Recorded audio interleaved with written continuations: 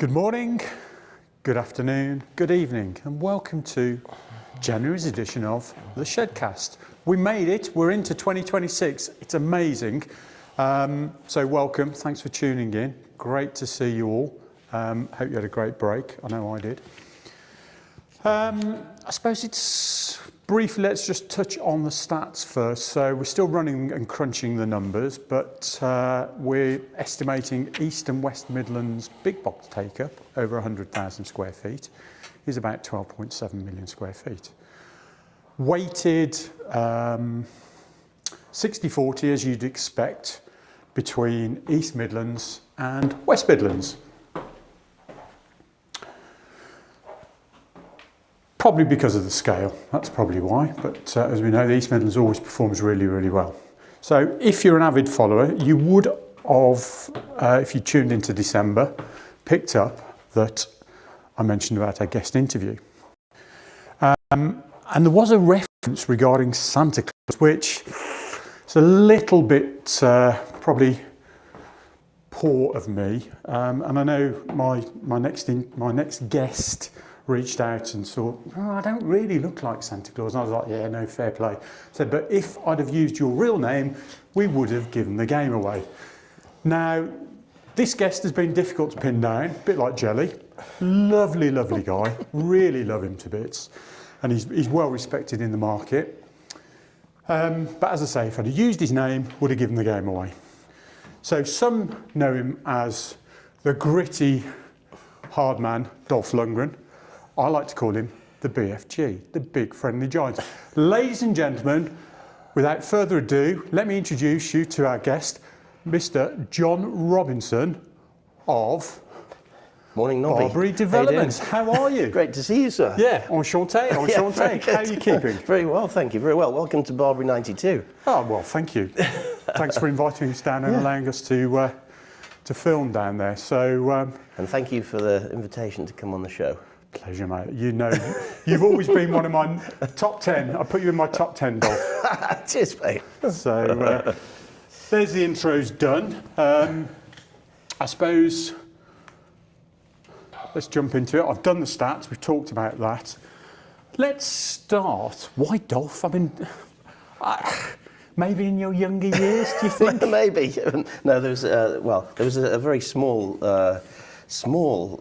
comparison to the budget B-raid movie star Dolph Lundgren. I wouldn't say B-raid, mate. Right, but since he did Expendables, mate, he's gone up a bit since Rocky, hasn't he? Yeah. But no, a lot thinner then. Yeah.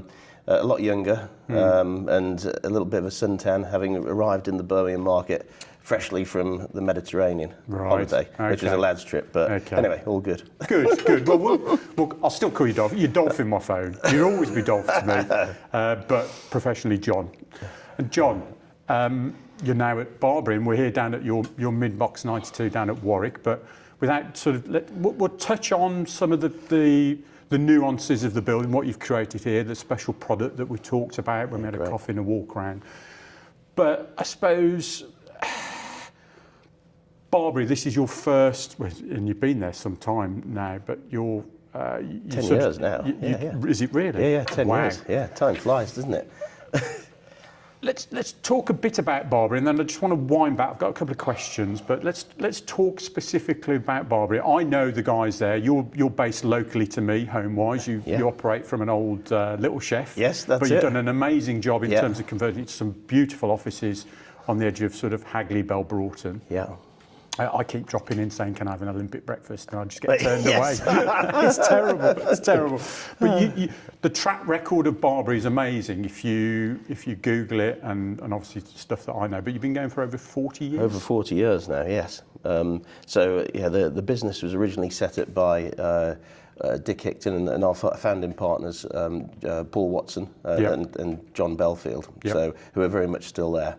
So we're a proper, privately owned propco investor and developer. So we've got our own balance sheet, which really helps, and we operate across the sectors. in terms of numbers, we've got about 14 of us in the office now. Okay. So we've got a really strong team, with some real skill sets in there. In various different areas. Including Motti. Yeah, the Mott man, mate, great guy. The Mott man can do things that other people can't. So he should have a cape. Definitely, Well, we've got one actually. We bring it out on occasions, Right, okay. So he's good, and a mask. But that's probably for another time, isn't it? But I mean, we all. So the Mott man is John Mott, yes. an ex-colleague of mine. Lovely guy. Bit of a. Always comes over as a bit of a skateboarder. He does, a bit of a boarder, a bit of a surfer, great skier. He is. He's fantastic. Yeah. And he's on the delivery side. Very much within so. Barbary. So if something needs to be done, the Mott man never fails. So he always delivers, which is great. Yeah. Excellent. And then in terms of the greater team, obviously, as I said earlier, I joined Barbary about 10 years ago, October 15. Myself and Henry. Henry's obviously our MD now. We get on really well. We've known each other for a long time, and obviously it was a great opportunity to work alongside Henry and move things forward, whilst having the learned eyes and experience of John Belfield, who is a class act. I mean, he's something else, and then Paul Watson. Years of experience. He's been there for a long time, hasn't he? There's not many things that those guys haven't done. And then, of course, we've got Martin Cartwright, who specialises in our strategic land delivery. When it comes to planning, option agreements, land, strategic land, Martin's your man. So, coupled with Motti and then myself. It's good spread of enthusiasm, but grey hairs, and experience. So it gives that good blend. Yeah, it's really good. And also on the property side, we have Emily Meddings. Emmy's a fantastic asset to the team, been with Barbary for many years now, and having completed her degree at Reading University, but more recently passing her APC with flying colours.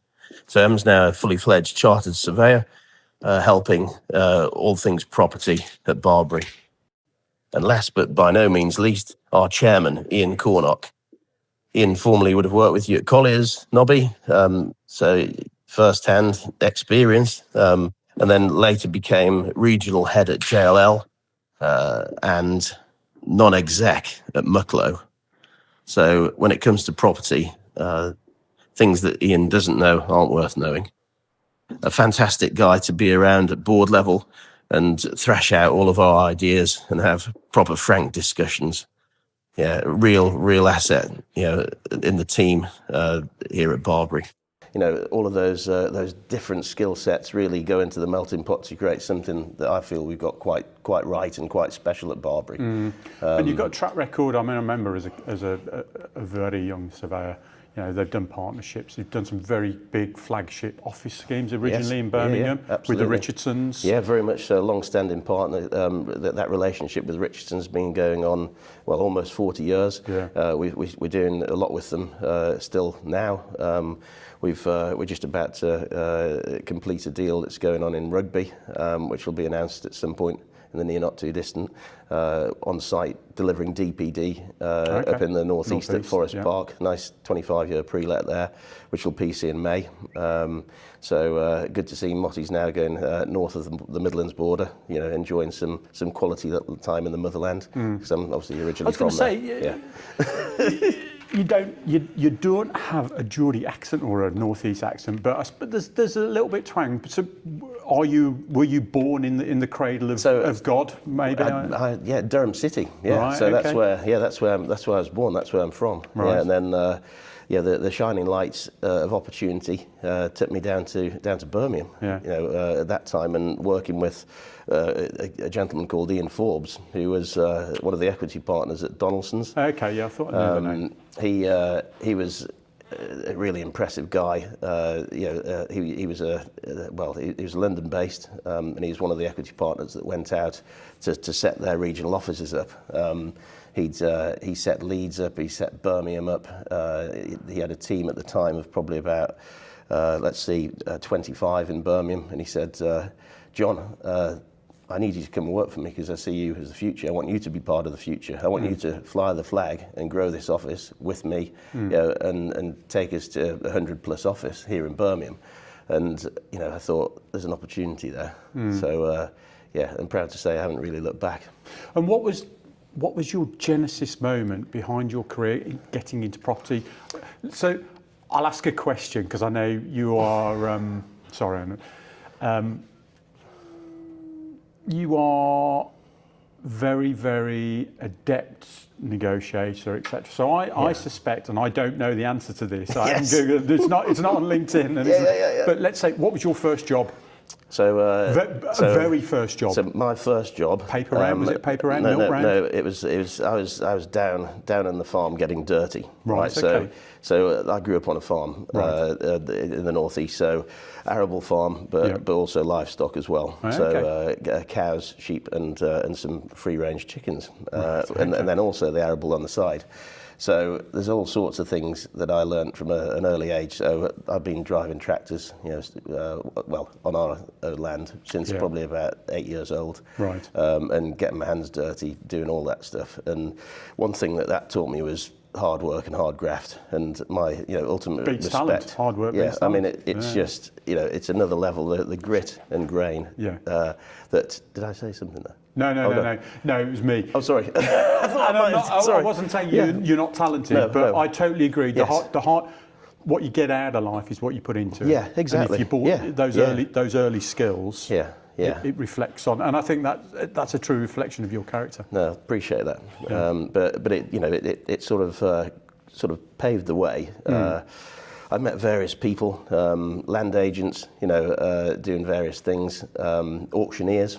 Right. And then that was my pathway really. So I grew up on the farm, working on the farm, and then looked at doing work experience. So I did everything from working on at Tenants of Leyburn, right, which was an auction house for antiquities. So I've been on Antiques Roadshow, right, at the grand old age of oh God, I think 17, which is pretty good. Wow, I didn't know that. I then realised that antiquities weren't for me because I dropped a few of them with my clumsy hands. Right, oh dear. So my place was in the deliveries and the removals team. So I used to bring them the bigger items of furniture to the. Hence the dolphin. Yeah, exactly.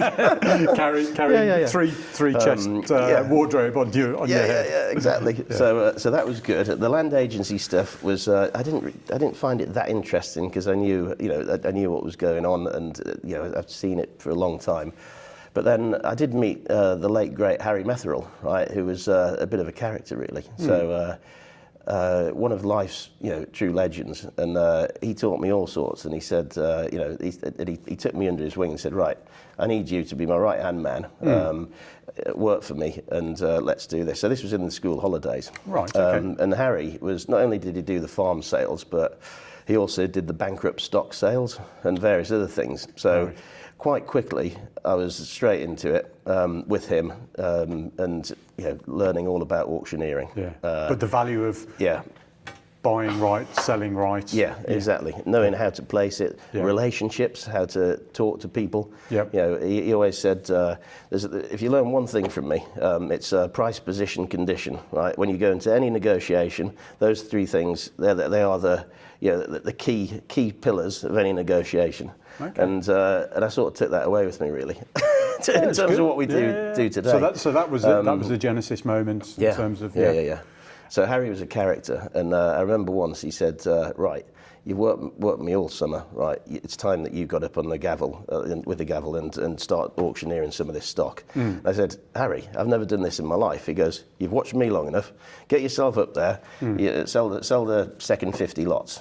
And that 50 lots is, you know, it was a lot. Yeah. And I couldn't really work out what was going on, but I later realised that Harry needed the toilet, and he's put me on the literally on the lectern, and off we went. Anyway, he gave me a name. So he said, now if you struggle or you lose what you're saying or you need to speed things up, there's two names that you can use and pull your bids off the back wall. Right. And I was like, really? Yeah. That's what. Anyway, off we went, and first 10 lots took forever, but then I really got interested in it, and off we went. You build your Accelerated. patter up. Yeah, love it. I mean, it was really good. But then that commercial side of it started to come in terms of various things. We went to sell an equestrian centre that went into administration, including the shed, the warehouse, the accommodation, the rooms, and me and Harry went there with the team, and you know, we're locking it all up, logging it, and then we had the sale on site. And I just found that amazing, actually, really interesting. So that's when he sold me. That's when you started to tingle and go, I want to do sheds. Yeah. So there was he sold me some paving slabs, right? Which I said, Harry, why? And I was literally in the middle of the room, and he was struggling to sell these limestone paving slabs, real quite expensive things, but they were laid outside on this beautiful terrace. Anyway. I thought they look quite good, and there's a bit of a deal. So I actually bought them with some of my savings that I'd made from, you know, working on the farm and various other things. Didn't quite realise, you know, the sheer quantity that I'd bought, and I bought the whole of this patio, which probably was about, I think it was about 4,000 square feet. Right, it was massive. Wow. And obviously the issue was I had to try and lift them, take them, and then get them back to where I needed to get them back.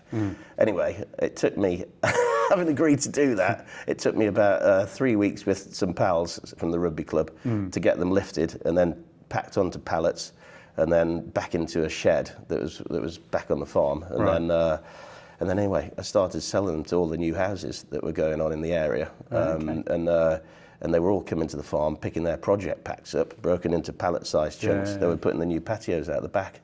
And it was fantastic. So that was probably one of our first deals. I like it. I like Did it. all right there. Yeah, Anyway, no, superb. Great stories there. I suppose you did some work experience. Was it work experience at Wolverhampton? Yes. So that Dudley was. Brewery? I decided. Yeah, the commercial route was the way to go. I didn't know much about it. None of my family had really been into property.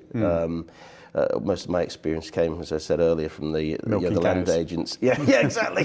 Get my hands dirty. And you know, in terms of places to go, there's Reading, there's Nottingham, and Oxford Brookes. Yeah, that's what they were talking about. Anyway, I went to Nottingham and had a great time there. Met some really good people that you know. We were at uni at the same time, so. Several people that were in my year group. You might look at me and think, no way, Dolph, no way. Go on. Dan Gallagher.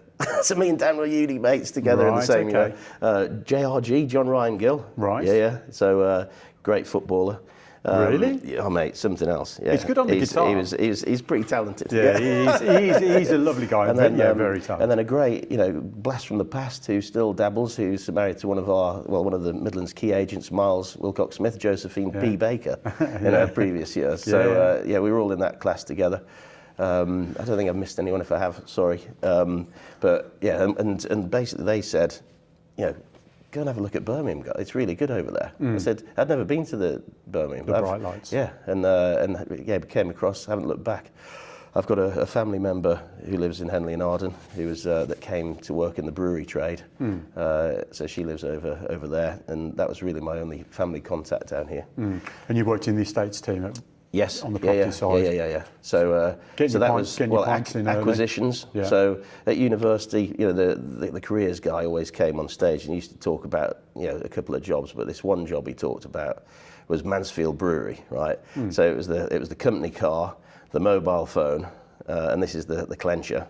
It was the beer allowance, right? Yeah. So I was like, that sounds like that could be the job for me. So. Anyway, set my stall out and really went for it, and managed to get that job on the placement, which was great fun. And then got the beer allowance, got cheap beer from the distribution warehouse, and then used to go and take it to all my uni mates that were on sandwich placements in London, Cardiff, Birmingham. And go to parties at the weekends with them. It was great. So you must have been a big dog with a mobile phone as well. It was they'll knock you with the pull-out thing, and it had the bee sting on the company car was a Corsa Premier, and when I put the beer in the back, the suspension almost hit the wheel. No, really good, but they were fun days. Yeah. I think, like anything, with industry, for the youngsters looking out there, the biggest thing for me is when you're growing up, meet as many people as you can, talk to them, get out there, socialise. Don't WhatsApp them. Speak to them. Yeah, exactly. Yeah. And the other thing, and so many these days don't do it, but smile. It just smile. It opens doors. So it's so important. Yeah, and it becomes infectious. It's how we interact as human beings, isn't it? Yeah, exactly. No, really. So a lot of that didn't know. Fantastic stories. So I'll log that. Yeah. So you said you obviously spent a fair stretch at Donaldson's, and you worked with the like Chris Cox. Yes, the great Chris Cox. The Coxie was there.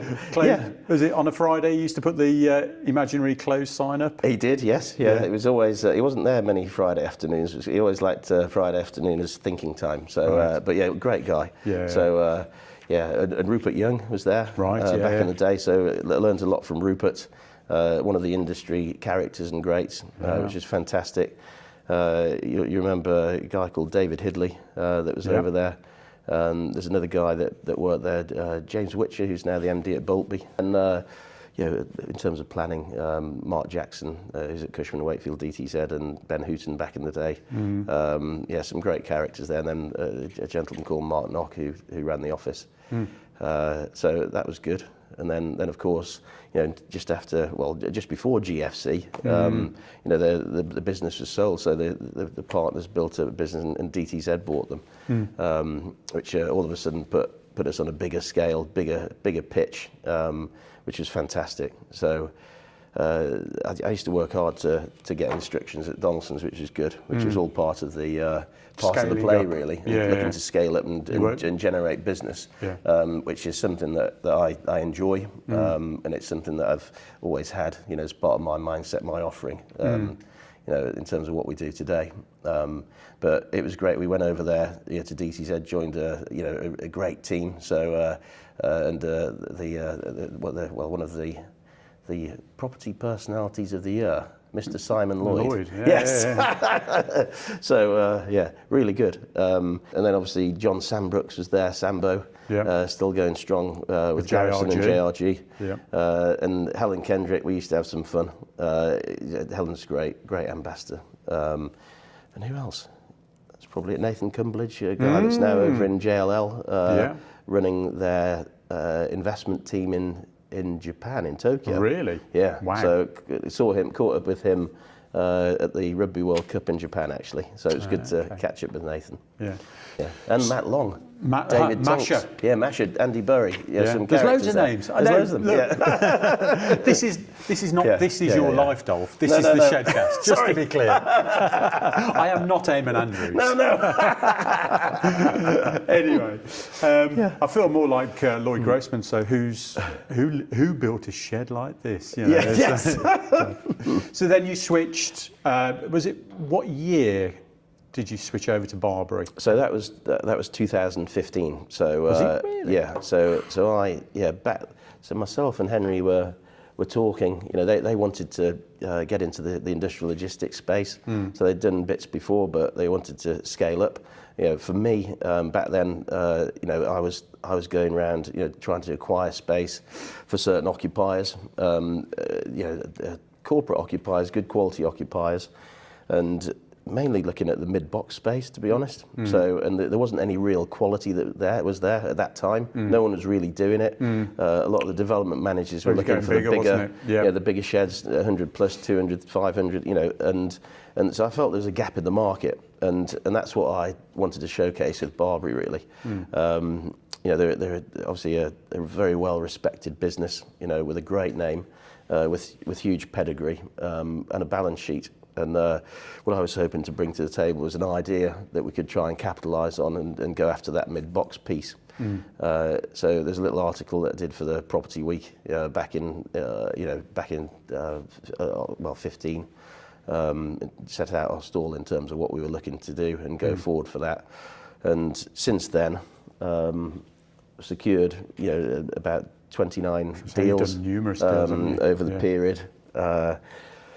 Out of that 29 deals, that was probably about 1.6 million square foot delivered and exited. There was about 24 buildings that were development sites, over 11 sites up and down the UK. So we're doing deals obviously in the southwest, Avonmouth, great scheme down there, More Plus, which we JV'd with Richardson's, but that was a 40-acre site, delivering just short of 600,000 square foot, pre-let phase 1, and then built phase 2 as part of a forward commitment to Tristan, which is a fantastic deal. And then we've obviously worked together on Daventry, which is another a great building, and then various other locations in the Midlands, which is our stronghold, and then obviously going up to the northeast where we're currently on site with DPD. Yeah, and I suppose that's probably, you, like a lot of people, but you've always been footloose, let's say, you know, in terms of geography. It's not chasing the deal, but seeing the opportunity, that's right, buying the land right,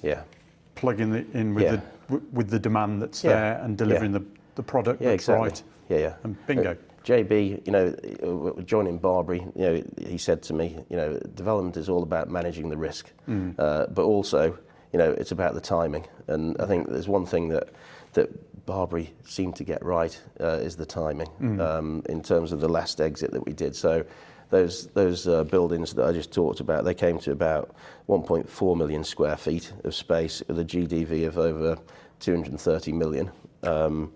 And those projects all range from 9 million to circa 80 million. You got some chunky ones there. I mean, you've done some chunky deals. You know, you did some chunky deals down in Tewkesbury, Gloucester. Nice. So that was. And you've got your current one that's a chunky deal. Yeah, the Moog deal down at Tewkesbury, a career deal, I'd say. You know, for me, it was a pre-let, a 35-year pre-let. You know, on a 208,000 square foot build. So managed to work with the occupier and then secure a site off market from Sainsbury's, and somehow managed to put them all together, and off we went, and we forward funded that with Uttlesford District Council. Interestingly, you know, that coupled with a couple of other things, you know, like Allpack, for example, which is built to suit in Cannock. Daventry was coming through. IMI, True Flow Marine in AMH Birmingham. That was all there, and it was literally as COVID was coming, and it was a bit of a shock actually, because I remember on Daventry. I mean, that was for everyone. We sort of walked into the fog and didn't know where we were going.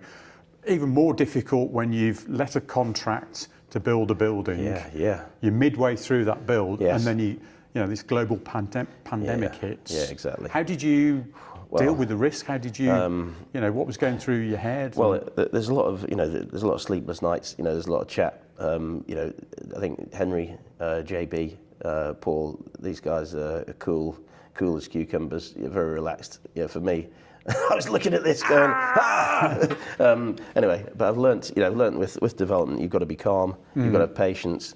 You know, you've got to believe in what you've set out to achieve, and believe in the team that's around you.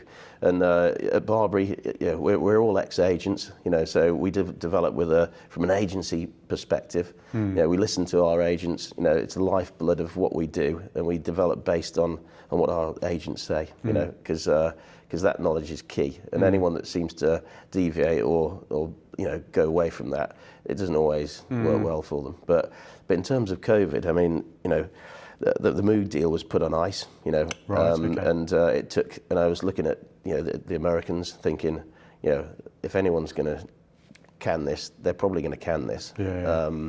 And surprise, surprise, after 3 months, they came saying, no, we need this for the future. We're bringing our production from the Philippines, we're bringing it some from the States. We believe in the UK, we need that facility. And then the button was pressed and off we went. So that was a great relief. The Cannock deal with Allpack, which was, you know, that was pretty much lined up, agreed. Engrossments were about to sign literally within 24 hours, and then the put was plugged. So they put it on ice for 6 months. And then obviously, what's going to happen with COVID? Well, it was, you know, it was one of the biggest market changes in history for a lot of, certainly our sector and our lifetime as well. But then you face the challenges of supply chain, delivery, cost inflation, etc., which you know we all know and talked about. I suppose where you are now. So we're down here at Barbary mid-box 92, and I have to say, first time I've been around the building, turned up, it's on the main road, just right next to the junction on the M40. Yes. But yeah, I was sort of... Yeah, junction 15 M40. Yeah. It's just straight off the... Yeah, it's like it's pretty easy, yeah. 400 metres up the road. Yeah. But I was sort of, I suppose, blown away by this site had sat here empty for a while. It was always hoarded. You'd like, what's going on? Yeah. You guys came in, you bought the site. Yes, yeah. And then you've taken the step to spec it off balance sheet. Absolutely. So again, that's your USP. Yeah. You've got that ability to get in there. You're not reliant on third-party funding. No. I think, and that's for us one of our biggest. We're a privately owned business. We're quick. We're flexible. And that's our skill set. That's our strength actually. So in terms of this site was purchased in. As soon as the contract was issued, searches it was done in 10 days, which was fantastic. We bought it from Clowes. Right. Okay. So that it was the last plot on the park. Clowes has done a fantastic job, but they wanted out. They wanted to move on. They've got other things to do, and we've sort of brought this on, which is fantastic. And I mean, basically, you have built what's there. It's not the day to show you around because it's raining, it's horrible, it's windy, but it's got that headquarters feeling. It's right at the front of the estate. You've got a lovely lake. You've got some amenity areas. You've got some basketball areas. Yeah. Specification is, there's loads of floor to height glazing. Yeah. It's a lovely building. Yeah, it's a very nice shed. Thank you, Nobby. It's a pleasure. We'll put the Nobby. The Nobby seal of approval. That's all we need. Forget Bria. No, that gives me confidence now because I think it'll let. No, you said that. But I mean, I don't know whether you want to just talk about what you've done here. So in terms of the site, Klaus said we've changed we bought the site. We've changed it completely. We put in a new planning application. And really, changed the offering for this site in terms of where we sit today. So, our building, is about 92,000 square foot. But the big thing for us is it's the new Barbary spec that we're really proud of. There's a couple of initiatives here that we're dropping in, which is coming into our spec schemes going forward, and we're showcasing here at Barbary mid-box 92. And you can see that as soon as you walk in. I think we've learned a lot. Another key lesson of development is the lessons that we learn after every project that we've done. And myself, Henry, and Motty sit down at the end of every project. And we've got a little black book with all of our lessons that we've learned. Okay. And, is there a fine on those? We build it. Yes. Yeah. So we continue to learn, which is the key. So it's really interesting. We know what works, we know what doesn't, new ideas, initiatives that we're trying. But in terms of this one here, this is our first BREEAM outstanding building, which is obviously a big step up. EPCA plus, but in terms of the BREEAM outstanding, that means that we've got to really deliver another 10 points at least on an excellent accreditation.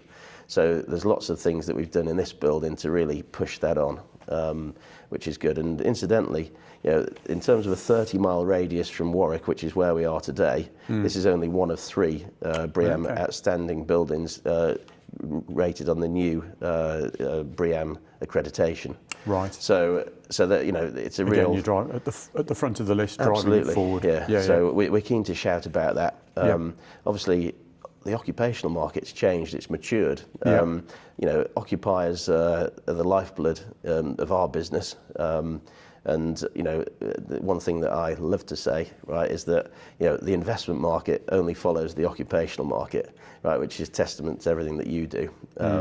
And it's about creating the right product for that investment market. And it's dropping the ball into the box, isn't it? Yeah, exactly. It's the it's the midfield that create the opportunity. Absolutely, yeah. And there's certain tweaks here which we've tried to include. So you touched on certain things like the undercroft, we've raised the height of the undercroft on this building to about 6.5 metres, so it can be used not only for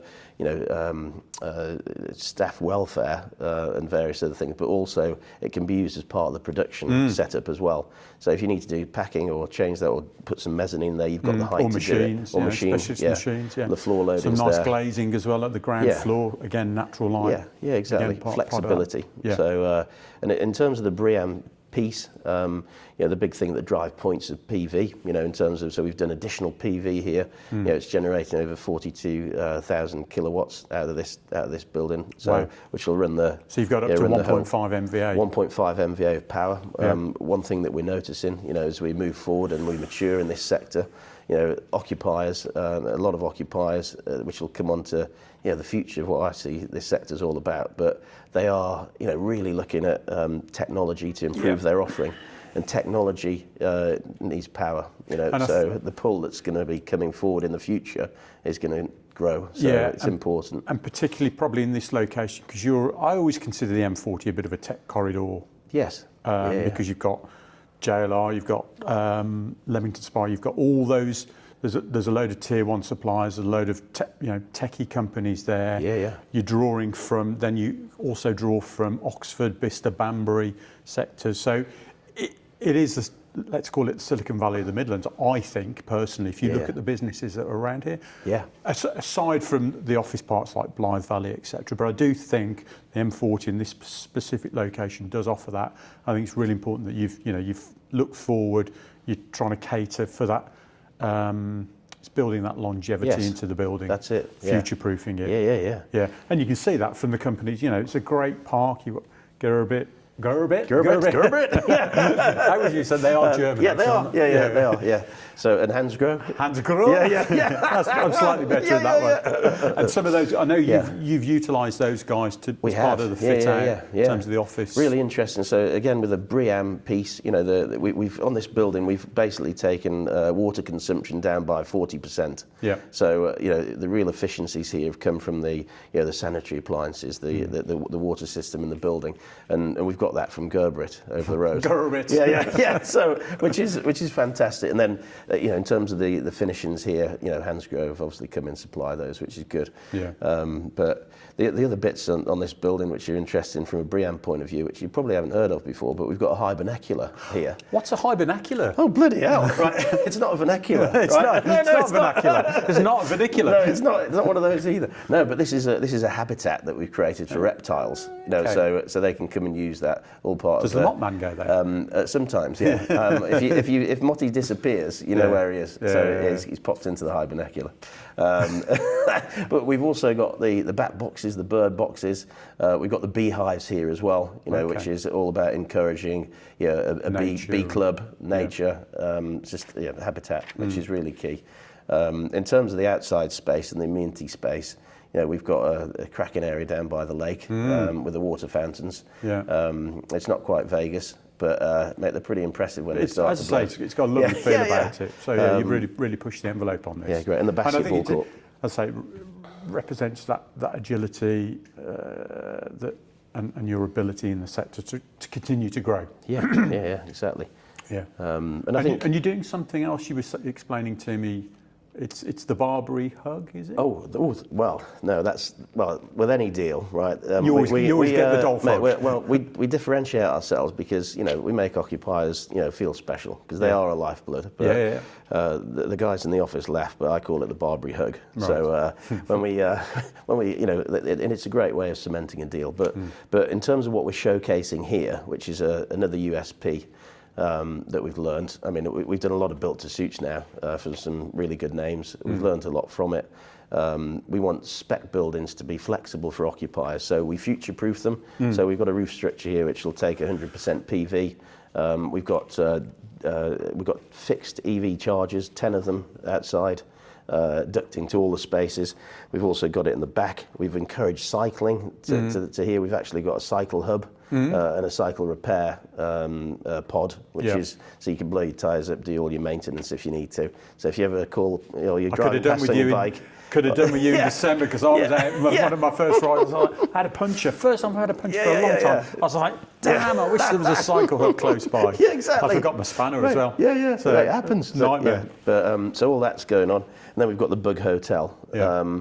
So it's fantastic. So occupiers do like that, but what we're trying to do is create an environment that the occupier can retain staff, but also acquire new staff. Because the labour market is becoming increasingly It's been squeezed, isn't it? it's difficult for a lot of them, and occupiers that we work with in the past, we're working with one at the moment. They need to encourage staff to come to work with them. They're in a golden triangle location.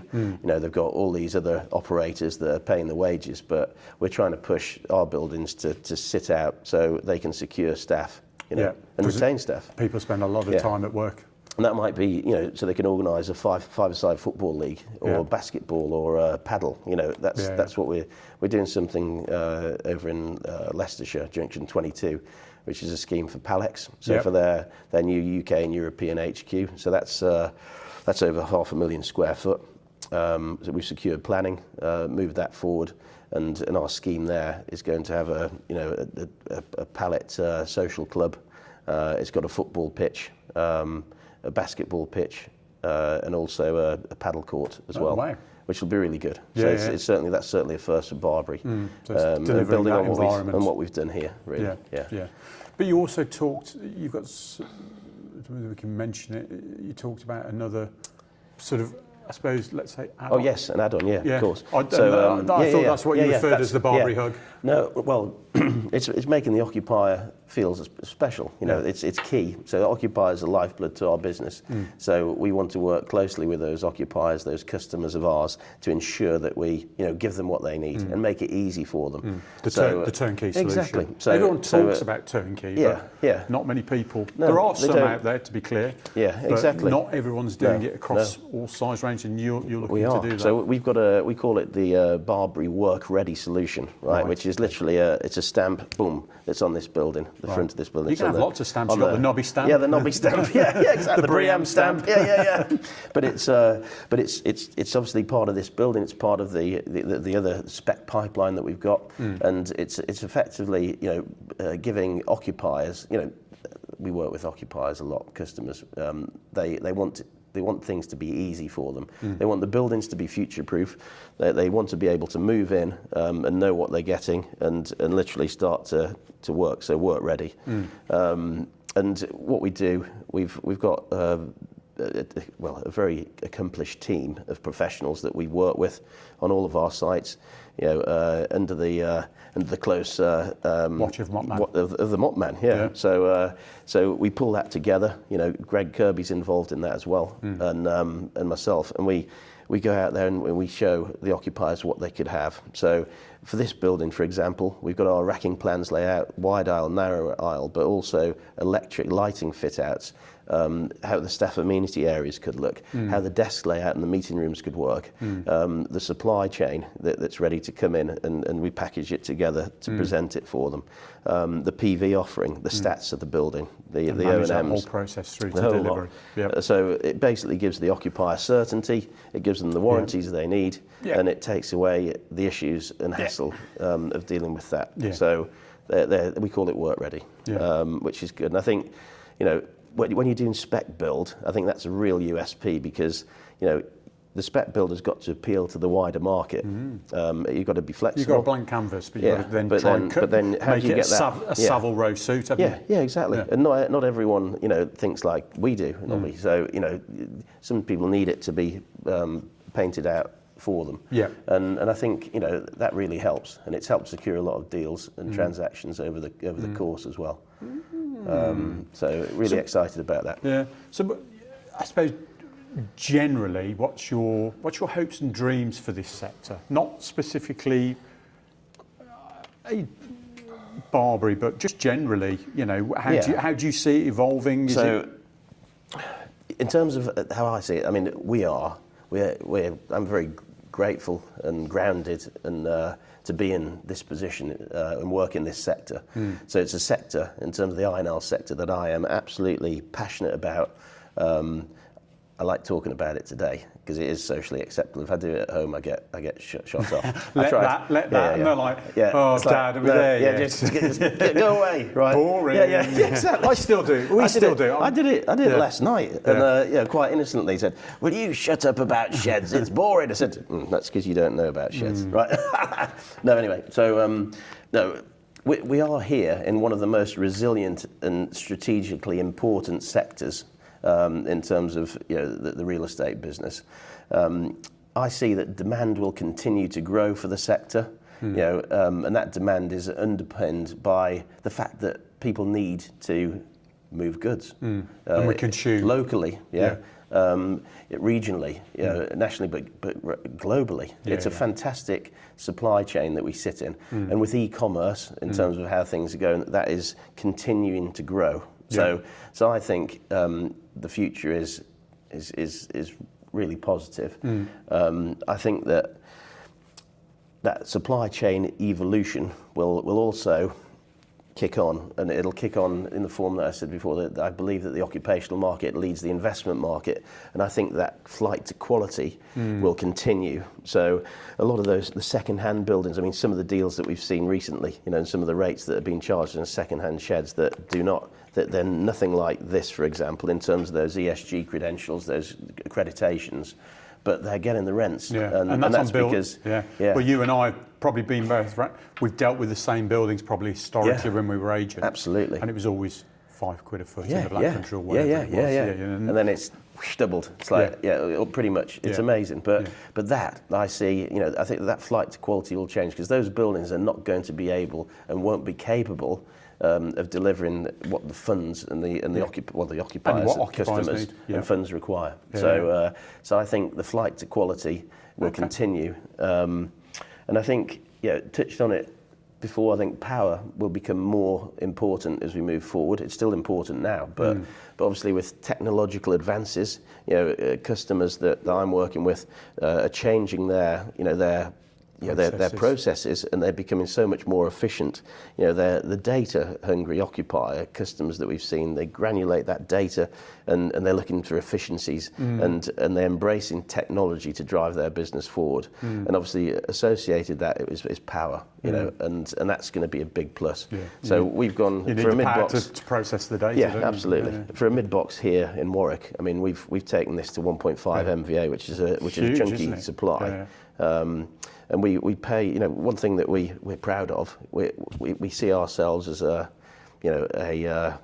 propco developer that creates a product for the future, and that's what is so important. It's longevity. We're proud of what we do, but we want our buildings, to stand that test of time, and then that's when you're judged whether or not you're successful. So I think there's a phrase which someone told me, and it's a great phrase, and it goes along the lines of your success is judged by your succession. Okay. If that makes sense. So it's what we do today that creates the legacy for the future.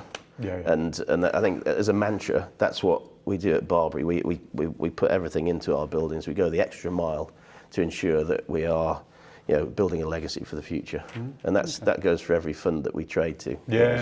Well, I mean, track record 40 years, and many years to come as well. How do you like to switch off? Well, I know you love. You've got a home gym, Well, yes. Okay, back in because you've got to keep the Dolph Lundgren looks. Mate, I like to do something. I like something physical, so I need that. That's how I help to reset. I used to play rugby. It was a great reset for the soul, right? So you're training in the week, you're having your chat after you've had your hard day at work, but you play your game on Saturday, and then every muscle from your little toe to your ear is aching. But then you go into work absolutely reset for a Monday, which is great. Totally different. And then when I got older, bit heavier, a bit fatter. It's the injury. But it's the injuries as well, isn't it? Yeah, exactly. And I had lots of those. But it's, you tend to replace it with things. Yeah. So I like to do a caveman session in Harborne. So there's a lot of property guys that you'll know that came along to that in COVID, which was quite good fun. Outside training. So Angus Huntley, great machine. I mean, he's got an engine on him, Angus. Will Arnold, so he used to come as well. So we used to have about 10 people and do that in the garden. We still do it today, which is good fun. Oh, super. And I like to ski. I like to cycle. Yeah. I do a challenge every year, which is something that I've been doing. So you've just done one, haven't you? Cycling so the challenges I've done are, the Great North Swim. So that was for Macmillan Cancer. I've done the Dragon Ride, which is in the Brecon Beacons. That was quite good fun. I did the High Rocks in Valencia, which is for bowel cancer research. Yeah.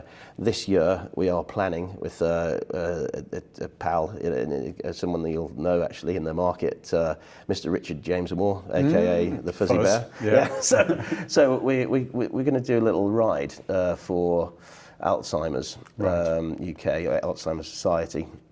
We both got that in the family, so we're going to try and do a 322-mile ride, which is going to be we're going to split it over a long weekend. But we're going to go do it over a long weekend. Right. We got to hit the mileage, which is 322 miles, which is from Durham to Birmingham to Winchester. Right, so we're going to try. Is that linked? Because obviously you've got the Mallorca 321. Yes. Is that where the ideas come from? Yeah. But it was just, I thought a nice thing to do. So we'll pick a long weekend and we'll get through it and clock those miles up. So however we do it, we might be doing it on some on the road, some on the on the watt bike. But just keep it going. Yeah. Superb. So we'll do that. And then the other bit that I love is back in the day. So myself and Adam McGuinness, who you'll know, set up Midlands Property Rugby Club, which is a charity rugby club. That was set up in 2008. We've always had the main sponsor, which is Stowford, Dan Gallagher, who's been really good at supporting us moving forward.